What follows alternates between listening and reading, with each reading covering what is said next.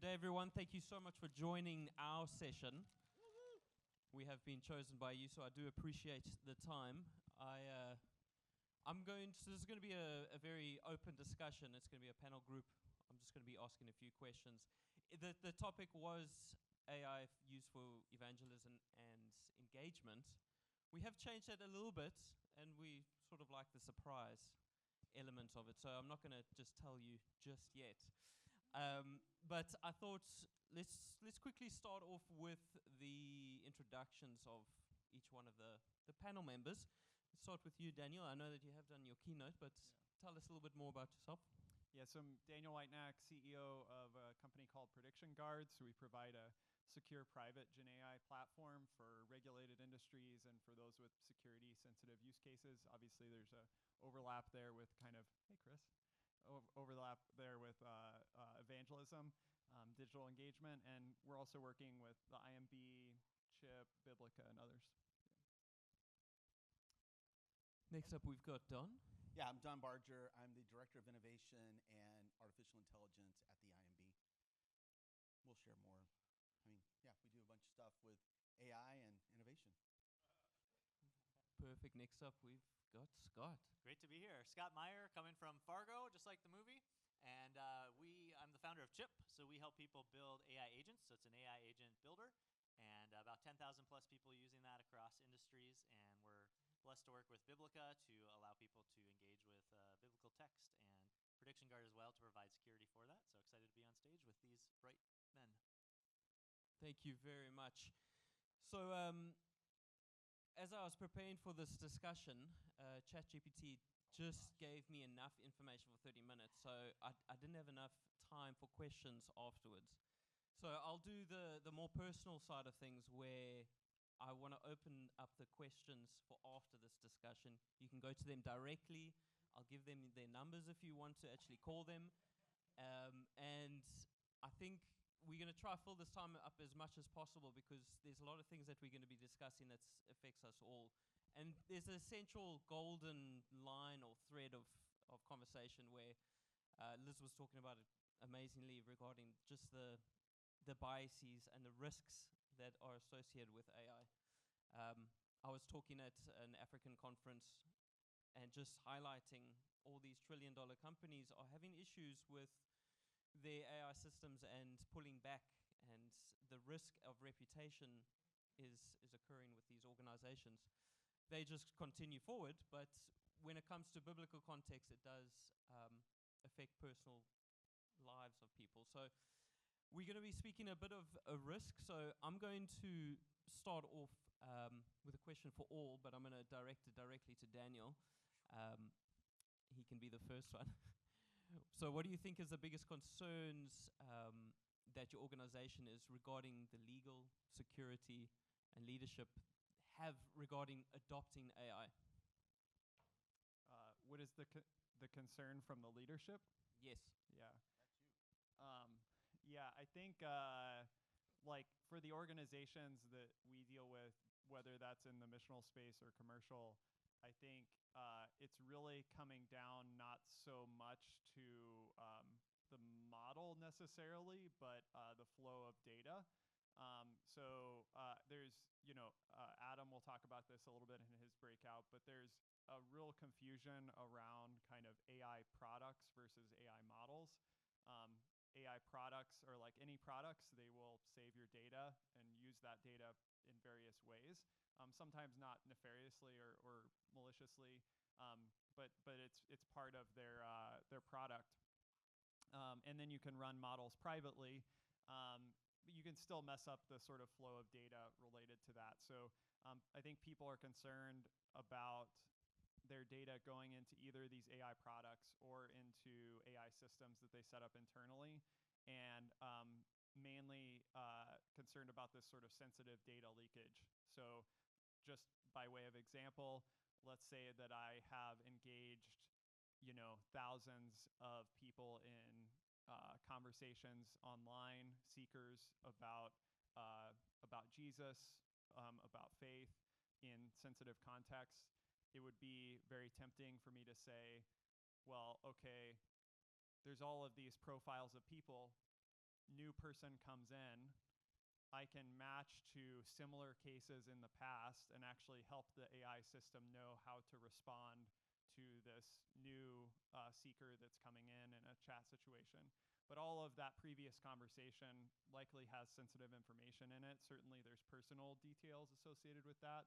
And so it's not so much that the model is compromising your privacy or the security, but it's that the information that you're putting in the front of the model can be leaked out the backside to others, right? And so even for these systems that you control, there's definitely a need to think about that flow of data and how you handle it. Don, would you like to add anything to that? Yeah, so I would say we've worked with Dan's company for some time to kind of help us mitigate that. You asked what the biggest concern is or the biggest challenge. I would say it is us ignoring AI and just pretending as if we're going to create policies that say you can't do this, you can't do that. And what you will find is people are probably going to use AI. So if you can't provide them a safe environment to use AI, then you probably will regret not providing that. And case in point, I was visiting with one of our leaders, and I returned from overseas on a trip, and I was talking about AI, and one of the guys came up to me afterwards and said, "Oh man, yeah, I took our entire this document that's very, very secure, all of our policies and procedures and all these things, and I uploaded to ChatGPT, and I created a chat bot where I could go and ask it questions." And I was like, thank you for giving me the exact use case that I can now go back to our leaders and say, either you provide a secure environment to do that, or people are going to do it anyway. And he wasn't trying to be like, I'm going to show you, I'm going to do it anyway. He just didn't see the danger.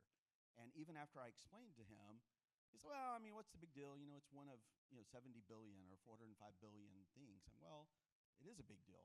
And if you don't have a very safe place to do that, people are going to experiment.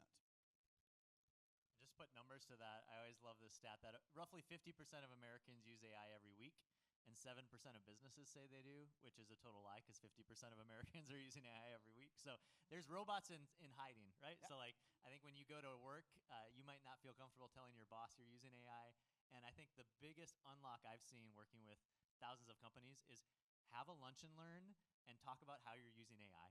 Like the biggest miss right now is there's not horizontal sharing across organizations to say, here's what I did and what worked well, here's what I did and didn't work well. With privacy, I always recommend what I call the privacy pyramid, which is first, just have best practices. Like we don't upload whatever, customer data or HR data, whatever it might be.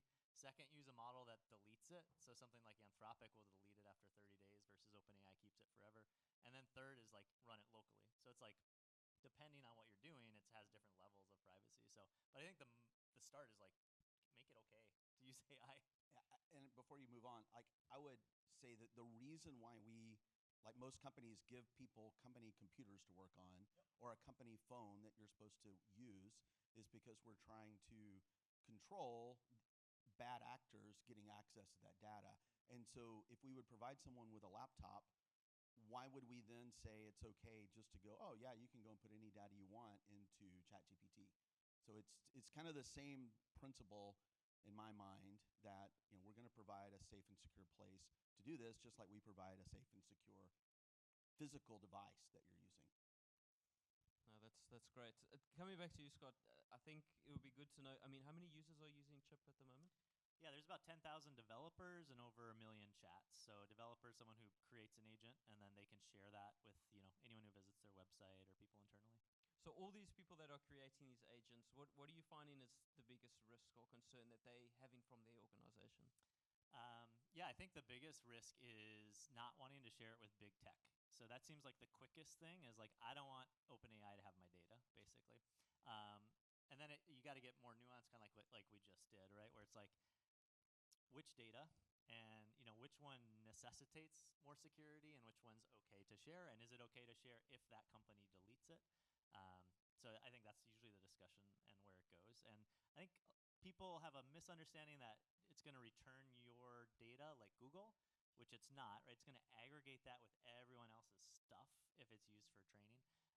With Chipp, you can shut off using that data for training. OpenAI, if you're paying, you can shut it off. I think that's important to hit too. No, thank you for that. So moving a little bit on to the Christian side of things, I'm going to ask Dan this, if you're ready for this question, is with your experience with Prediction God and working with Christian organizations, what is the hesitation of actually adopting the AI and using it in the field when it comes to evangelism or just general engagement? Yeah, I mean, I think that there's like a set of blatant critical things, and then there's things that come right behind that. So I think the things you just talked about are the blatant critical things, especially if you're doing work in sensitive areas. That sort of privacy security is kind of a table stakes that you just have to get buttoned up. Assuming that that's buttoned up, then I think there's a flood of questions about kind of some sort of quality or accuracy related questions. Essentially output validation and that sort of thing. So in the Bible translation space, for example, this would come in the form of, well, how does using AI in the loop of a Bible translation affect the quality of a Bible translation? That full spectrum from just spitting out a translation from an AI model and clicking publish all the way to not using AI at all. Somewhere in the middle there is a good zone. And then like on the evangelism or engagement side, if I'm having conversations with people online,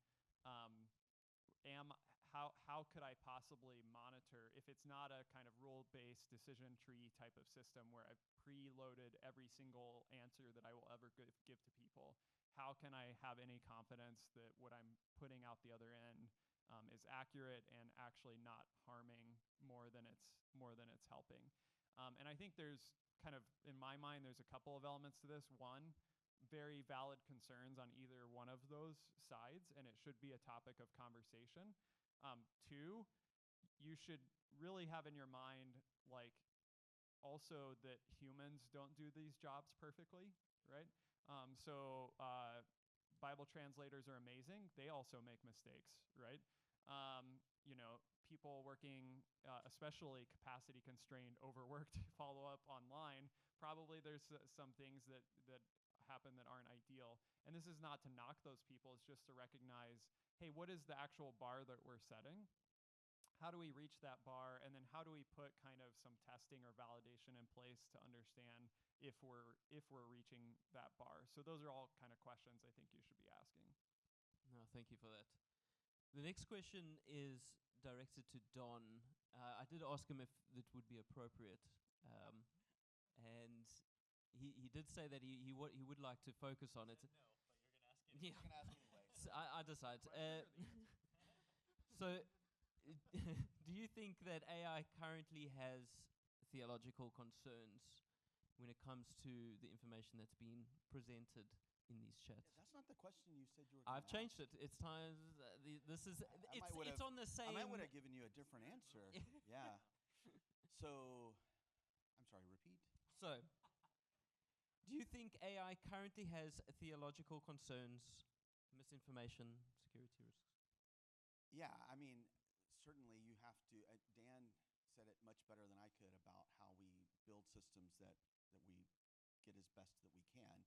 I don't think we ever want to deploy these for theological discussions where there's not a human in the loop significantly, and it's how you use the AI is the bigger question for me from a theological side of things. I think most of us are skeptical of things we don't understand. And so when we don't understand a technology, some people's default is to just say, well, we can't do that, or I'm not going to do that. And I think that it really is a better approach to kind of try to get a better understanding. Or in my case, I just go to really smart people that are much smarter than me and get them to help me in the things that I don't understand. So I'm not looking for AI to become a guru or the place that I go get all of my spiritual answers. I am looking for it to be an assistant or helper that can help us think through difficult questions, or maybe one of the ways I love to use it is like creating a focus group and getting divergent opinions on a different topic and letting it bouncing ideas off of it. So I mean, I've given many of you got this little card when you came in. This is just a NFC chip in this card. You can tap it to your phone, and it opens up a bot that's built off of Scott's technology, and it's just a Christian chat bot where you can ask it questions about theology or anything you want to ask it, and it's always going to answer from a biblical perspective. Does it mean it's, I say always, does it mean it's always going to be exactly perfect? Occasionally, very occasionally, I will get something I go, well, that's not how I would have said it. But usually, and I try to fix those. If you point those out, I will fix those. But yeah, I don't think we should be looking at AI to replace spiritual leaders. Well, if I can jump in, like I think that there's a big distinction there, which is most of us think about ChatGPT or Perplexity, and those are already built and you use them, right? But you can take those models and like on Chipp and other tools, decide how it will respond. And so you can, you might call it fine tuning or training or knowledge, but like you can decide I want it to respond with a stronger emphasis on certain passages, on certain language, like short emojis, make it sound like a teenager. And I think the piece that people miss with AI right now is it feels like a write email faster machine, right? But the real value is it's a strategy machine. And there's a great study that just came out last week from the Wharton School that showed one human with one AI creates about the equivalent quality of work as two humans. And so if you think about this, any of us who work on our own, which is all of us at some time, right? AI can be your teammate when you don't have one. And so I always say, like, AI is the second best option. So if you have a copywriter sitting with you, use them. Or if you have a lawyer in-house, use them. Most of us don't. So if I have a question, I can ask AI first. And then if you have two humans plus the AI, it just augments, right? So think about using AI, I think strategy, not just I'm going to translate this text, but how could I put this text into action, or how could I create, like you're doing, an advertising campaign to get more people interested in talking to a faith mentor. So yeah, if I could build off that. So this little thing that you have in your hand, that was built because as we do digital engagement in overseas and we run campaigns on digital platforms and you get 10,000 people writing you, and we don't have 10,000 responders always on, well, we never have 10,000 responders, but we don't even have 10 responders sometimes to respond. You can use the AI as a triage to kind of filter out the people who are just sending you porn and yelling at you and yelling Allah Akbar and all these things. You can filter those out with the AI, and the AI can interact with them and can offer up, well, thank you for sharing that video, but would you like to watch this, Creation of Christ video? Totally different videos than they shared. Or and you can also flag it to say this is a person that's suicidal and put it to the front of the line of a responder. So and then we're running campaigns in some countries just to kind of throw the seed out where we don't have responders. We don't have a way to follow up. So we can use the AI to see what kind of questions they're asking so that as we run future digital campaigns, we're better equipped to know what their felt needs are. I want to continue this because I think it's quite important. I'm getting questions as you guys are talking, and the same question keeps coming back in my mind is, when do we put a person into the conversation? Because we're solving problems of, let's say, timing. Somebody has a question at 12 o'clock at night. There's not going to be a pastor available. He can ask the question. But when do we insert the person to further up the conversation?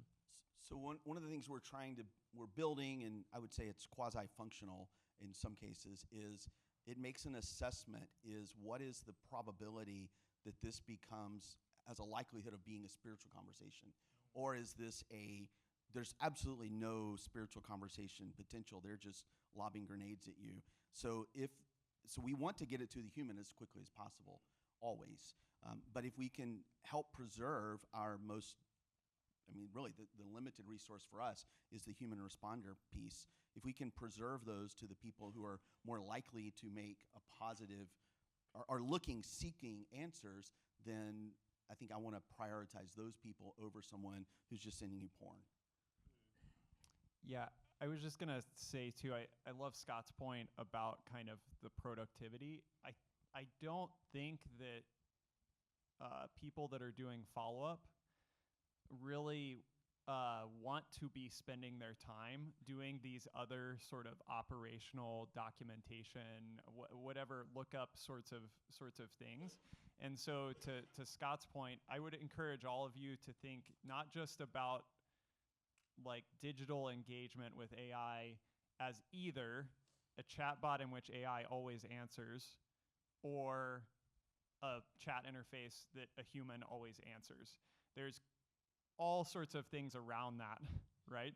Like the sort of analytics and informational part of that, like, hey, how quickly can I look up how many of these types of conversations I had last week in this location, and what does that tell me immediately in this situation about who to send these contacts to? That's like, that could take 4 or 5 hours, depending on how your data setup is set up. And really, those people want to be doing more of the responding probably, but they're distracted by these other things. So whether it's the analytics, sort of information retrieval things, whether it's the triage and prioritization, whether it's like digital twin and simulation to try to get people to understand how to respond better. There's all of these sort of peripheral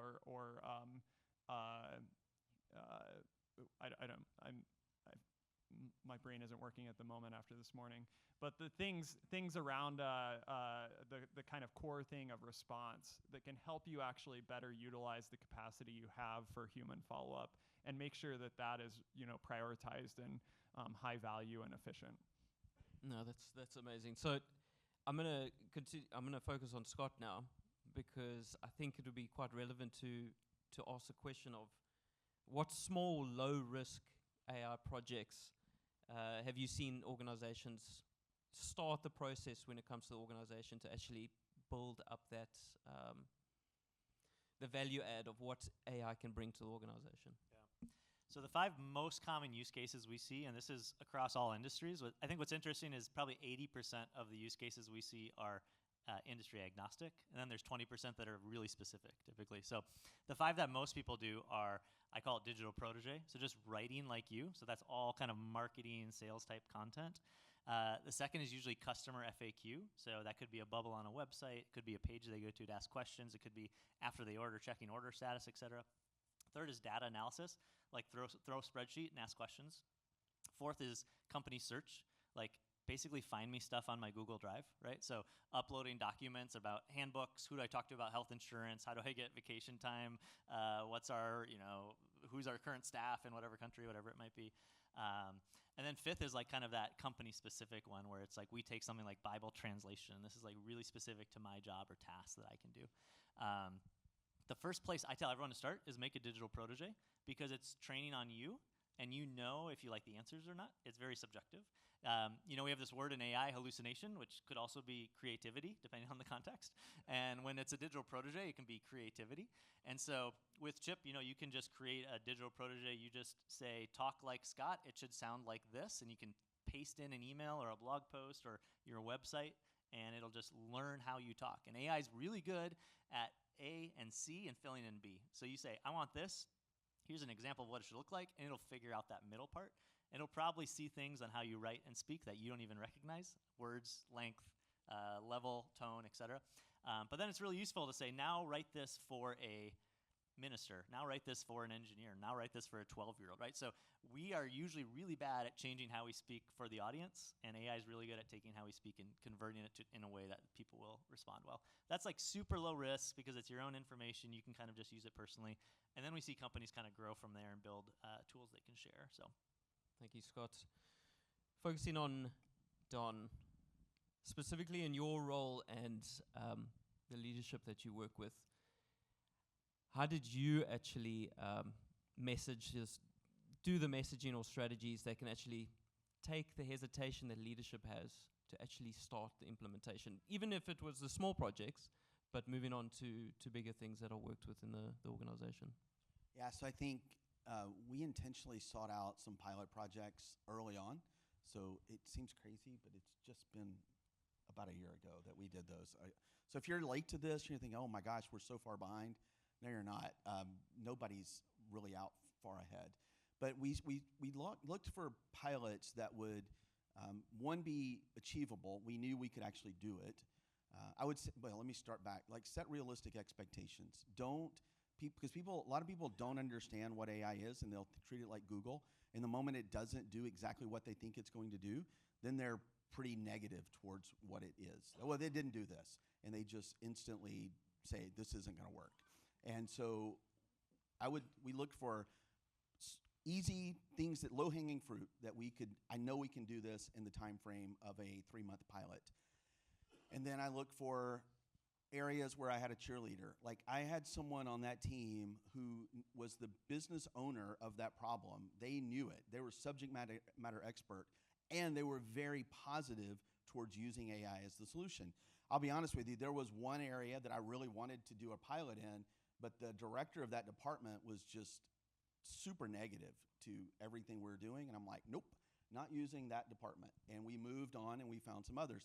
And then the third was, I looked for things that brought value that our most senior leadership would look at and go, wow, this is pretty cool. I didn't go look at some little fringe thing that they're going to just ignore. I went towards 3 different projects. One was an overseas evangelism chatbot that would be used in a certain language that I knew we had lower representation in. I knew we could do it, and I had some that was very positive to doing that. And then I did another one in our advancement office that helped us take in information that comes in from like stories from the field that are poorly written, because we don't hire missionaries who are great writers. We hire missionaries who go out and do the job. And so they kind of sometimes despise writing these updates. And so we would take their updates in whatever format they wanted to send it, and I can make it look like it was written by our advancement office, which was really a big win for them.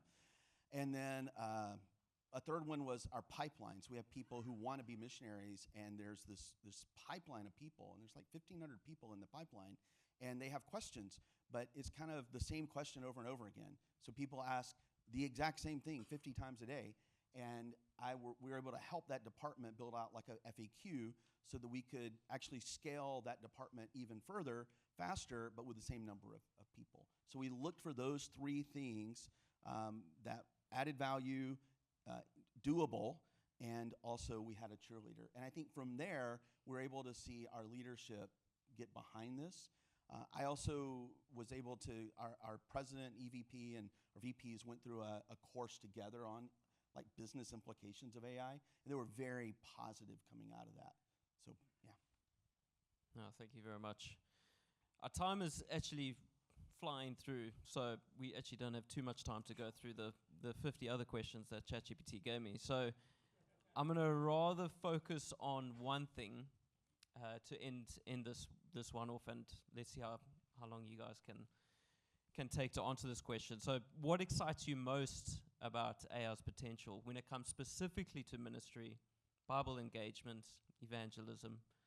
And while you guys are thinking, I mean, we have so much potential of doing work and reaching a lot of people to spread God's word.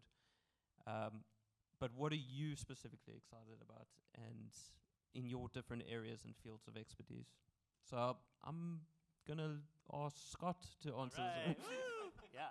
Well, this is good because I'll cue myself up. But the thing I'm most excited about is AI is flipping technical expertise to not be a barrier.